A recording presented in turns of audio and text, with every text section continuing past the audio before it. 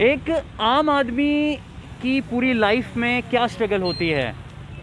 उसकी लाइफ में यही स्ट्रगल होती है कि वो 3 वक्त की रोटी और अपना घर परिवार प्रॉपरली चलाए, और इसी स्ट्रगल में शायद एक आम आदमी की पूरी ज़िंदगी निकल जाती है।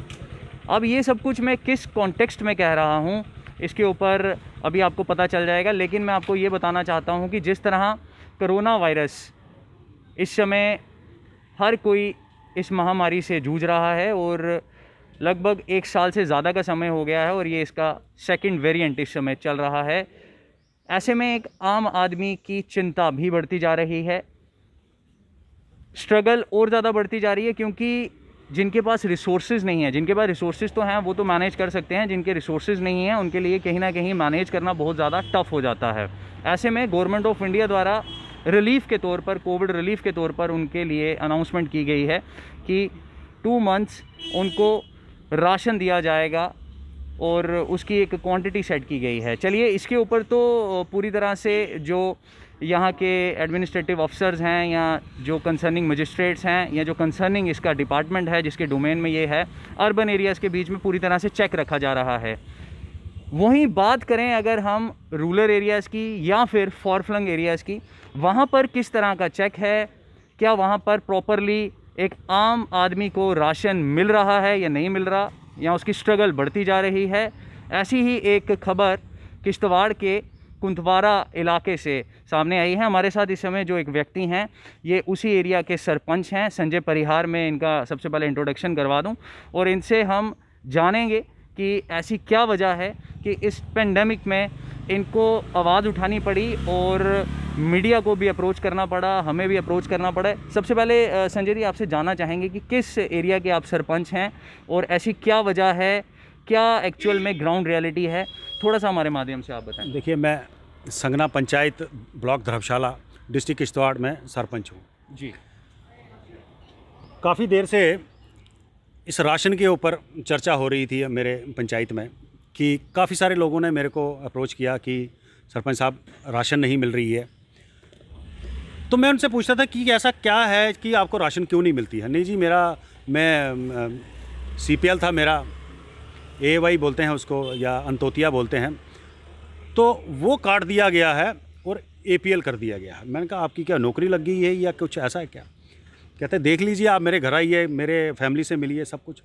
ऐसे कई सारे लोग मिले। तो मैंने ये सोचा कि मैंने पहले अप्रोच किया उसी सेल्समैन गुलाम नबी जी को कि मैं गुलाम नबी जी, ऐसी ऐसी कुछ परेशानी आ रही हैं लोगों को, आप इनका हल निकालिए। आस्ता आस्ता जब मैं इस चीज़ की छानबीन करता रहा तो ये बहुत बड़ा नेक्सस निकला, ये बहुत बड़ा फ्रॉड है। ऐसे कई सारे लोग हैं, मैं कह रहा हूँ कि इवन कि मरे हुए लोग भी इन्होंने पिछले कुछ 8-10 दिन से डिलीट किए, क्योंकि जो पोर्टल है ना इनका, फूड डिपार्टमेंट का पोर्टल जो धर्मशाला में है, वो एक प्राइवेट आदमी के किसी सपुर्द है, बल्कि वो किसी भी ढंग से उसको तब कभी भी उसको वो चेंज कर सकता है। APL का CPL, CPL का BPL, जो चाहे वो कर सकता है, इसका किसी का कंट्रोल नहीं है।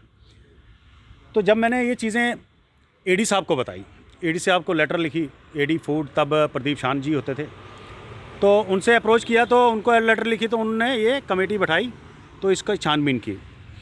मैंने सिर्फ कुछ टिकटें होती हैं इनकी इस डिपो की, तो उस राशन कार्ड की, तो मैंने वो उनको प्रोवाइड करवाई। मैंने कहा, इसका थोड़ा सर्च मारो कि इसके पीछे राशन आती है, गवर्नमेंट ऑफ इंडिया या गवर्नर साहब क्या इसके पे राशन भेज रहे हैं, क्या कर रहे हैं। जब उन्होंने देखा तो पिछला जो रिकॉर्ड देखा तो उनकी काफ़ी देर से राशन आ रही है। मैंने कहा, ये क्यों नहीं मिल रही है। तो जब मैंने लोगों को उनके पास पहुँचाया डोडा में, तो अब उन्होंने सबकी ग्रीवेंसेस सुनी, तो उन्होंने कहा कि मैं एक डेट रखूँगा, इस पर इंक्वायरी करूँगा। हमने TSO साहब को भी लाया, सभी लोगों को लाया जिनकी बात थी, सभी सामने बात हुई।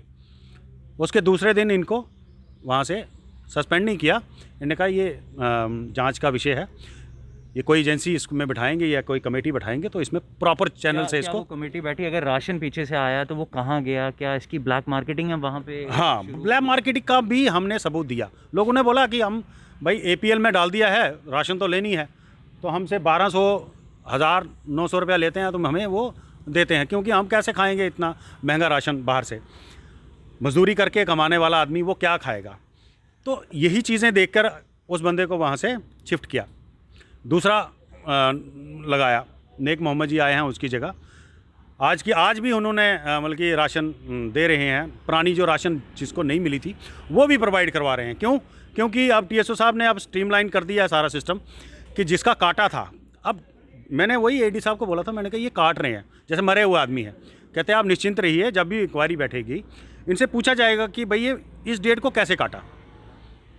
अब जैसे सेल्समैन है, उनके भाई हैं, उनके सारे रिश्तेदार हैं, उनके फादर हैं, वो बीपीएल कैटेगरी में हैं, वो काट दिए गए, विद इन डेज़ काटे। मैंने क्वेश्चन रेज किया कि भाई ये कैसे काटे, तो कहते हैं नहीं इस पर डेट आ जाएगी, जब भी आप इंक्वायरी करवाएंगे तो सारा आ जाएगा। हमारी बदकिस्मती ये रही कि एडी साहब को ट्रांसफ़र कर दिया गया। वो बेचारे सिर्फ 15 दिन ही रहे। 15 दिन में जो काम उस एडी साहब ने किया वो किसी ने आज तक किसी माइकल लाल ने नहीं किया था। तो क्योंकि 12-13 साल से एक ही जगह पे ये काम कर रहे थे, यही गुलाम नबी सेल्समैन। तो कहने का मतलब ये है कि एक गवर्नमेंट एम्प्लॉई 4th क्लास, इसको निकालने के बावजूद भी ये हैंड ओवर टेक ओवर नहीं कर रहा था। बड़ी मुश्किल से इसके साथ इसको पकड़ के तहसीलदार साहब ने जब इंक्वायरी करवाई, कई हिडन चीज़ें मतलब कि जो इन्होंने राशन छुपा के रखे थे वो निकाले, सारी डिटेल बना ली। अब मेरे ख्याल में तहसीलदार साहब ने अब सबमिट करनी है। मेरे को नहीं लगता कि ये जांच सही ढंग से चली है।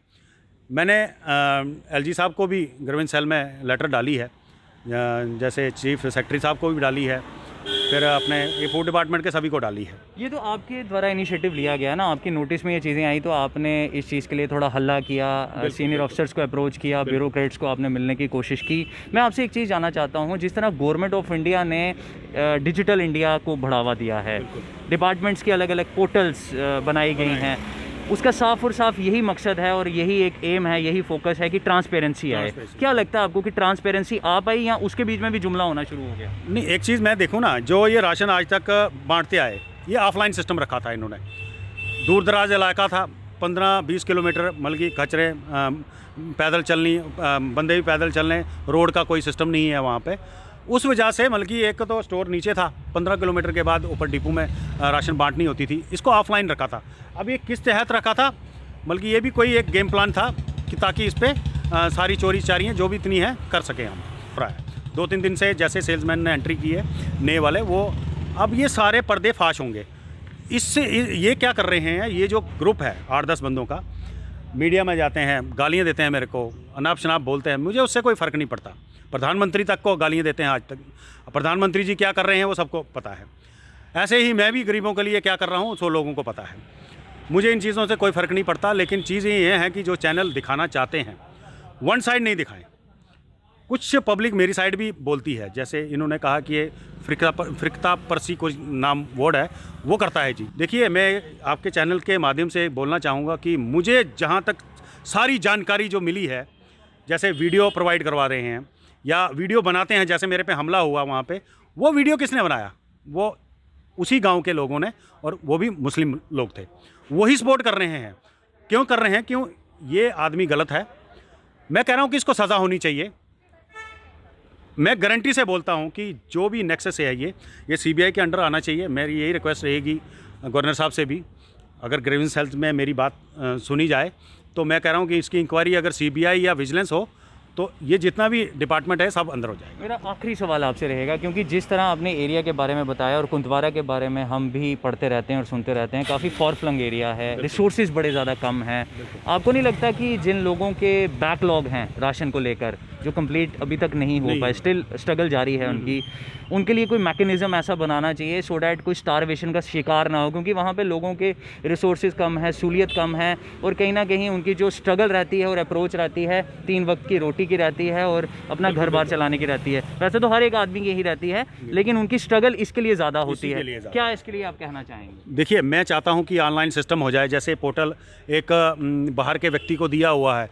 अभी जैसे किसी ने कहा कि ये इस पोर्टल पे मेरी आईडी बीपीएल कर दे, 3000 मांग रहा है। अब ये चीज़ें देखो, अगर किसी का कार्ड दिया गया है, वो वो बल्कि मैं कह रहा हूँ कि ज़बरदस्ती काटा हुआ है ताकि वो बंदा मेरे को मिले, आप बोले कि CPL बना दो, तो CPL के लिए 300, 700, 800 जितना वो ले सकता है ले रहा है। माफिया शुरू हो। हाँ, वही ये चीज़ देखो, ये चीज़ें लोगों को लूट मची है। एक तो राशन नहीं मिल रही है, ऊपर से लूटा जा रहा है, पैसे जो कमाते हैं बेचारे वो भी जा रहे हैं। और इस लॉकडाउन में मैं चाहता हूं कि जल्दी से जल्दी कोई एजेंसी आए, इस पर पूरी कार्रवाई करे। और मैं कह रहा हूं कि ये सभी डिपार्टमेंट में होना चाहिए। ये फूड डिपार्टमेंट, मैं कह रहा हूं कि कुंतवाड़ा में नहीं, पूरे होल डिस्ट्रिक्ट में, जैसे डोडा है या किश्तवाड़ है, ये नेक्सस सारे खत्म होने चाहिए। चलिए, इधर न्यूज़ नाउ से बात करने के लिए बहुत बहुत बहुत बहुत थैंक यू। तो ये हमारे साथ संजय परिहार इस समय बातचीत में मौजूद थे, जो कि किश्तवाड़ के कुंतवाड़ा इलाके से बिलोंग करते हैं और उसी एरिया के ये सरपंच भी हैं। और कई सारी ऐसी बातें हैं जो इन्होंने हमें बताई, हमारे माध्यम से एडमिनिस्ट्रेशन को भी ये बताने की कोशिश कर रहे हैं। और एक चीज़ ये भी कहना चाहते हैं कि हर कोई इस समय इस क्रूशल टाइम से गुजर रहा है, लेकिन एक मैकेनिज़्म सेट करने की ज़रूरत है। जिस तरह राशन तो दिया जा रहा है, लेकिन फॉर फ्लंग एरियाज़ में प्रॉपरली कोई चेक नहीं है। ऐसे में LG साहब और LG साहब की एडमिनिस्ट्रेशन से ये अपील कर रहे हैं कि प्रॉपरली उस चीज़ को देखा जाए, इंटरवीन किया जाए, चेक किया जाए और ये जो एक नेक्सस चल रहा है इसको बंद किया जाए, इसको रोका जाए, ताकि आम आदमी को सफ़र ना करना पड़े। कैमरामैन साहिल के साथ मैं Somil Abrol, the news now.